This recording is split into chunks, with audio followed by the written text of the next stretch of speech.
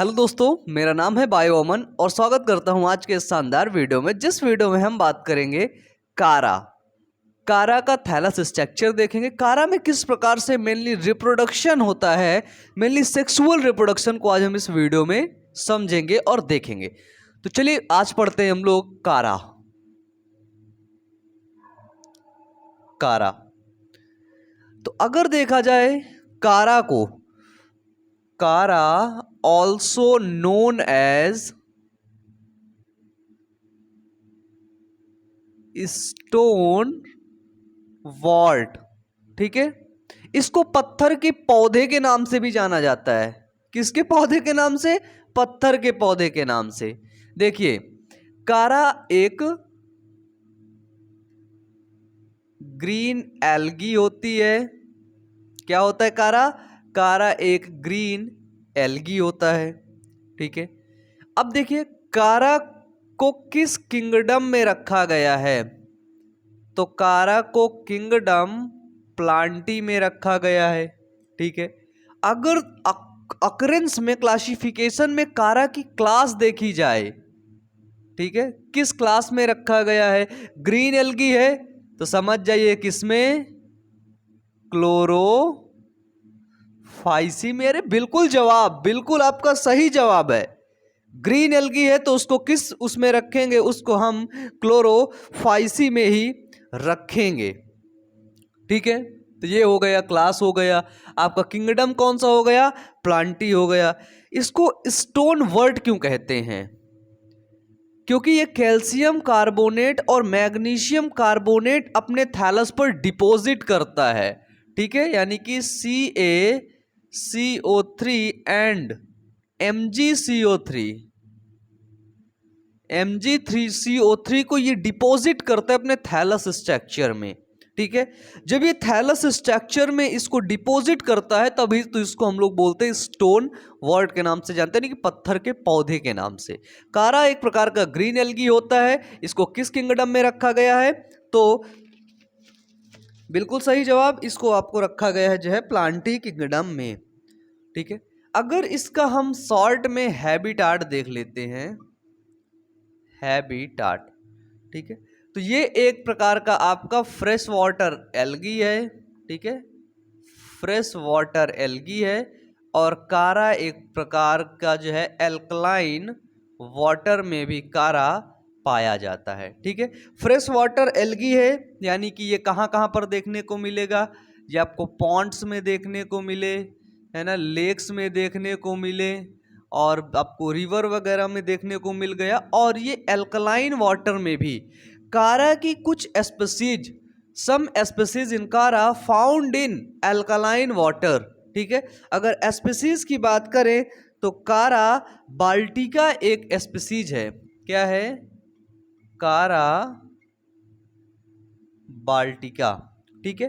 Chara baltica दोस्तों एक species है जो एल्कलाइन वाटर में पाई जाती है। कहां पर पाई जाती है? एल्कलाइन वाटर में। अब अगर हम कारा में रिप्रोडक्शन की बात करें, ठीक है, किसकी बात करें? तो कारा में यदि हम दोस्तों रिप्रोडक्शन की बात करें, रिप्रोडक्शन, यदि हम कारा में जनन को देखें, ठीक है, तो कारा में दोस्तों असेक्सुअल रिप्रोडक्शन अब्सेंट होता है। क्या होता है? असेक्सुअल रिप्रोडक्शन अब्सेंट होता है। इसमें होता है एक वेजिटेटिव रिप्रोडक्शन, ठीक है, जिसको अपन लोग बोलते हैं कायिक जनन। तो कारा की कुछ स्पीसीज में वेजिटेटिव रिप्रोडक्शन पाया जाता है। किसमें? कुछ स्पीसीज में। किसकी? कारा की। इसके बाद सेकेंड है इसमें कौन सा? सेकेंड इसमें पाया जाता है सेक्सुअल रिप्रोडक्शन, यानी कि कारा में मेनली कौन सा जनन देखने को मिलता है? वो लैंगिक जनन देखने को मिलता है। इसमें एक चीज और याद रखना कि कारा में जो सेक्सुअल रिप्रोडक्शन होता है वो होमोथैलिक भी हो सकता है और वो हेट्रोथैलिक होमोथैलिक भी हो सकता है, ठीक है। यानी कि मेल और फीमेल गैमीट एक ही थैलस पर बन रहे हैं तो वो होमोथैलिक हुआ, और अगर मेल और फीमेल गैमीट अलग अलग थैलस पर बन करके वो फ्यूजन कर रहे हैं, वो फर्टिलाइजेशन की क्रिया कर रहे हैं, तो वो आपका हेट्रोथैलिक हो गया। तो कारा दो तरीके का हो सकता है, होमोथैलिक और हेट्रोथैलिक। यदि हम देखें, ये कारा का एक स्ट्रक्चर है, ठीक है। ये यहाँ पर इंटरनोड है, ये इसके नोड है, ठीक है, और नीचे आपका राइजॉइड पार्ट है, ये देखिए। तो क्या होता है कि सेक्सुअल रिप्रोडक्शन हो रहा है, तो जाहिर सी बात है कि कारा के अंदर एक मेल सेक्स ऑर्गन होगा और दूसरा फीमेल सेक्स ऑर्गन होगा।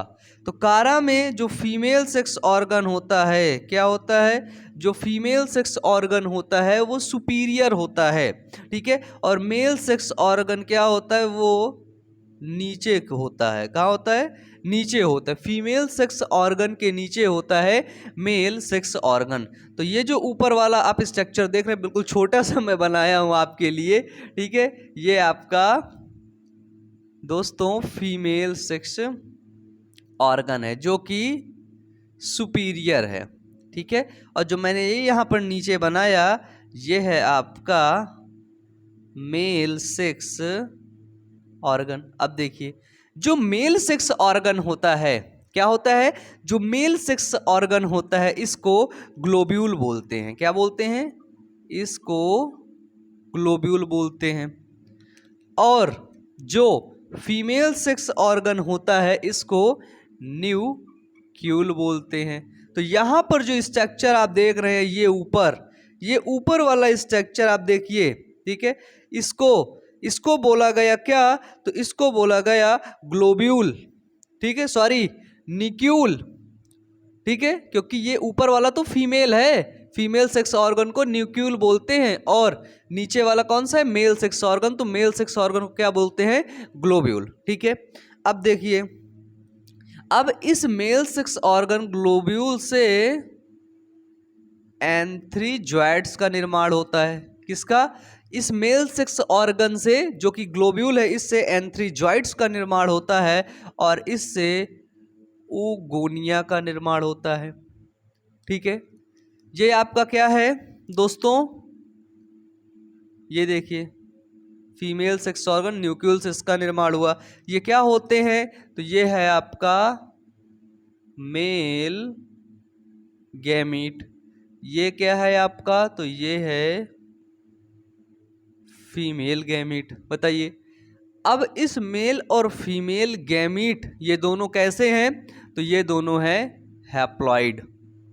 कैसे हैं, हैप्लॉइड हैं। तो अब ये दोनों मेल और फीमेल गैमीट क्या करते हैं, फ्यूजन की क्रिया करते हैं, ठीक है। अब ये मेल और फीमेल गैमीट फ्यूज होते हैं, यानी कि फर्टिलाइजेशन की क्रिया करते हैं, जिसको बोलते हैं निषेचन करना, ठीक है। अब इनमें फर्टिलाइजेशन निषेचन की क्रिया होती है, और निषेचन से बनता है क्या, तो वो बनता है जाइगोट, जिसको बोलते हैं युग्मनज।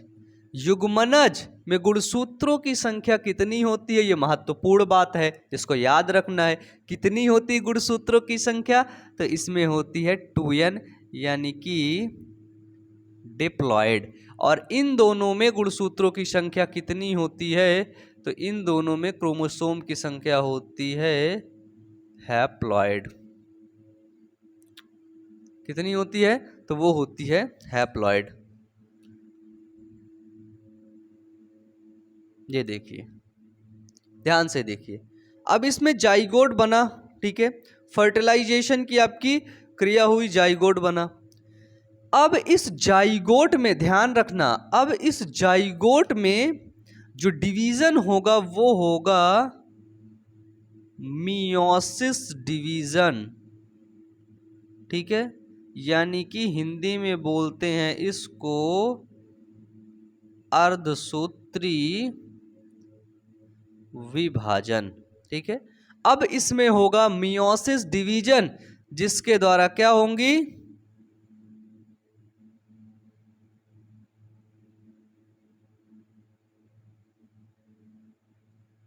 4 मियोटिक स्पोर का निर्माण होगा। ठीक है, किसका, 4 स्पोर का, जिसको मियोटिक या मियो स्पोर बोलते हैं। और ये मियो स्पोर कैसा होता है, ये मियो स्पोर होता है हैप्लॉइड। क्या होता है, मियो स्पोर होता है हैप्लॉइड। अब देखिए क्या होता है, अब इस मियो स्पोर में भी डिवीजन होता है, वो डिवीजन होता है अब माइटोसिस डिवीजन। इसको बोलते हैं समसूत्री विभाजन। ठीक है, इस समसूत्री विभाजन से क्या होता है, इसकी ग्रोथ होती है, ये जर्मिनेट करता है। ठीक है, जर्मिनेट करता है, इसकी क्या होती है, तो इसकी ग्रोथ होती है। और जब इसकी ग्रोथ होगी, ये जर्मिनेट करेगा तो क्या बना लेगा, तो दोस्तों एक ये न्यू प्लांट का, ठीक है, निर्माण कर लेगा, न्यू थैलस का ये निर्माण कर लेगा। ठीक है, तो इस तरीके से इसमें होता है जो है reproduction, sexual reproduction in chlamydo, sorry in chara. ठीक है, तो कारा में इस प्रकार से रिप्रोडक्शन की क्रिया होती है।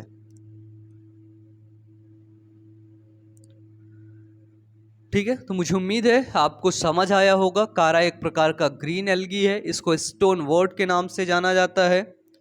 ठीक है, चलिए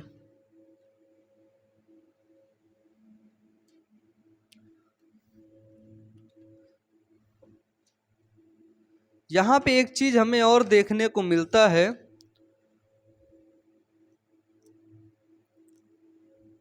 ना, यहाँ पे जो ध्यान रखने वाली बात यह है कि कारा में जब जाइगोट बनता है तो जाइगोट के बाद जाइगोट में गुणसूत्रों की संख्या दोगुनी होती है। कितनी, दोगुनी।